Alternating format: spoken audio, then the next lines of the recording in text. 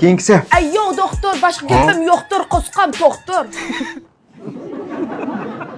O'tiring ha. Rahmat, Ahmad, axlat. Yo'ldim ya. Nima ish bo'ldi? Nima bo'lgan emas? Ha shu doktor yaqin yo'lsa ajoyib bo'p qoldim, bozordan oldim, yangi qilib soldim.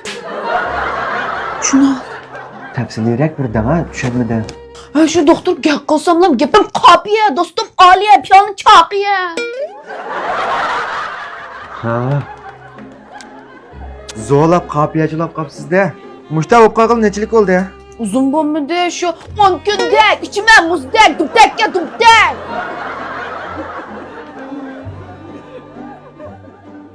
Ayroq kelama. Og'zingdan ichib, tilini chiqarma. Ha, ma, ta. Ha. Anginaringizni qopiya yolg'i qoplab ketibdi. Doktor men tushunmadim, ig'nasini ko'tarolmadim, mabdim o'ltammadim. Bo'ldi. Qopiya qilavermay. Bunda sizningki bu keslingiz jiq uchraydi. Oldimizga jiq keladi. Masalan, iliqi alpak kino, turmushim kino, kayfiyatlar nachar, dashyosingning qizlari bizni ko'rsa qochar degandek mushtaqlar uchragan. Masala ig'ir emas. Agar yaxshi xarakterli bo'lib qolsa, tonilib, cho'lpon bo'lib ketsangiz, bizning eng qo'rqadiganimiz mush yomon xarakterli.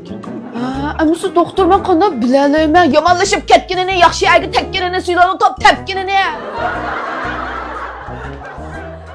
Endi mush yomon xarakterlik bo'lib qolsa, mush qopiya qilinayotganda tuyuqsizlam o'ttirliqiga shu tamto'yda o'sha qo'qqandeklam aloqasi yo'qlam gapdan bir qo'shilib qoladigan bir alomatlar ko'rildi.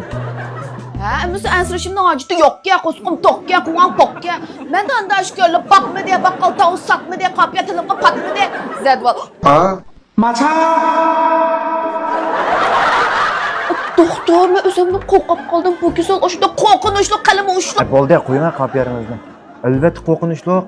Agarda bu kasallikning xarakteri yomonlashib, keyin ig'irlashib ketib qolsa, keyingi bosqichlarda odamdan odamga yuqib, mikan tuxum tug'ib, popayk to'qib, sanxilo. Ucu. Ha?